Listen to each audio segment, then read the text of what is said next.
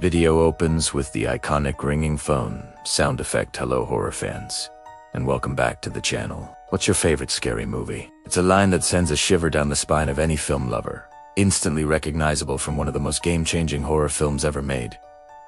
1996's Scream, Wes Craven's masterpiece, revitalized the slasher genre by turning its tropes on their head. It was smart, it was scary, and it was funny.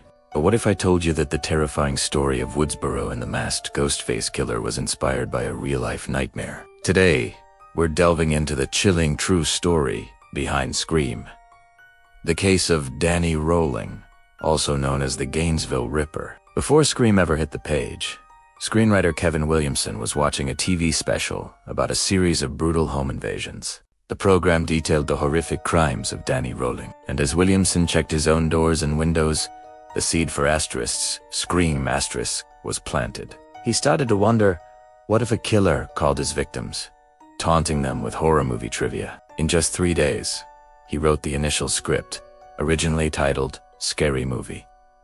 So, who was Danny Rolling? In August of 1990, the college town of Gainesville, Florida, was gripped by terror. Over the course of just 4 days, the bodies of 5 students were discovered in their off-campus apartments. The victims were Sonia Larson, Christina Powell, Krista Hoyt, Tracy Powles, and Manuel The crime scenes were gruesome and staged in a way that suggested the killer was relishing the fear he was creating. He would break into these homes, often using his skills as a burglar to gain entry silently, and then lie in wait for his victims to return.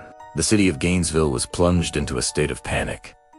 The University of Florida campus became a ghost town. Students fled, classes were suspended, and those who remained lived in a constant state of fear. A massive manhunt was underway, but the killer seemed to have vanished as quickly as he appeared. The media frenzy was immense, dubbing the unknown assailant the Gainesville Ripper. This atmosphere of widespread panic, where anyone could be the next victim and the killer could be anyone, is an element that Scream captures perfectly. The film's setting of Woodsboro feels like a tight-knit community suddenly torn apart by paranoia and suspicion, mirroring what happened in Gainesville. Now, let's draw some parallels. While Ghostface is a fictional character, or rather, a costume worn by different people, the methods used share some eerie similarities with Rolling's crimes. In Scream, the killer often breaks into homes, exploiting the victim's sense of security. Think about how Ghostface torments Casey Becker over the phone while already inside her house, or how he attacks Sydney in her own home. This invasion of a private safe space was a key element of Rolling's modus operandi. He didn't just attack people on the street. He violated the sanctity of their homes, turning their safest refuge into a place of ultimate terror. Another chilling parallel is the taunting. Ghostface's phone calls are the signature of the Scream franchise. He plays a sick game, testing his victims' knowledge of horror films before attacking. While Danny Rolling didn't use a phone to quiz his victims on movie trivia, he did engage in his own form of psychological torment. He would often pose the bodies of his victims, sometimes placing mirrors to force them to see what he had done. These acts were designed to instill maximum fear and shock, not just in the victims, but in the community and the investigators who found them. It was a demonstration of power and control, a theme central to the motivations of many fictional killers, including Ghostface. The investigation into the Gainesville Ripper case was intense. For months, police had no solid leads. Danny Rolling was actually arrested shortly after the murders, but for an unrelated robbery in a different town. It was until DNA evidence from the crime scenes was tested and matched to him that police finally realized they had their man. Rolling was already in custody. In 1994, just before his trial was set to begin, he confessed to the 5 Gainesville murders, as well as 3 others in his hometown of Shreveport, Louisiana. He pleaded guilty to all charges. During his trial, Rolling claimed he was possessed by a demon named Gemini, a claim that was largely dismissed as an attempt to avoid responsibility. He was ultimately sentenced for his crimes in Gainesville.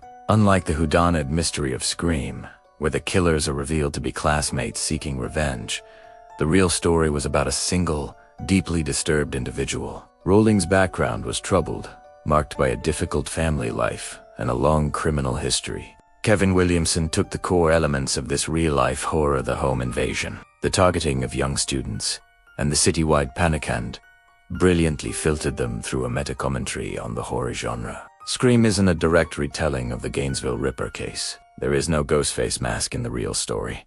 No trivia questions. And the motives are completely different. Instead, Williamson used the emotional core of the tragedy, the fear and vulnerability, as a foundation to build his fictional world. The film's genius lies in how it acknowledges the audience's familiarity with horror movie rules. The characters in Scream have seen all the slasher films. They know you shouldn't say, "I'll be right back." You shouldn't answer the phone, and you definitely shouldn't open the door. Yet, they still fall victim to the killer.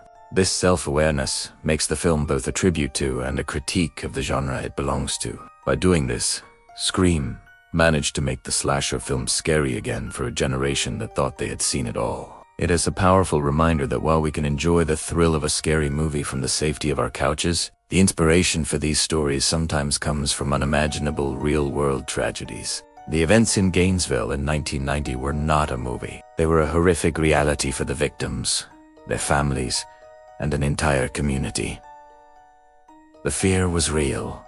The loss was permanent. Scream allows us to explore those fears in a controlled, fictional environment. But it's important to remember the real people and the true story that inspired it. The film is a piece of entertainment, but the Gainesville case is a sobering piece of history. So the next time you watch Scream and hear that phone ring, remember the chilling reality behind the fiction. It adds a whole new layer of terror to one of the greatest horror films ever made, reminding us that sometimes the most terrifying monsters are not on the screen, but are very, very real.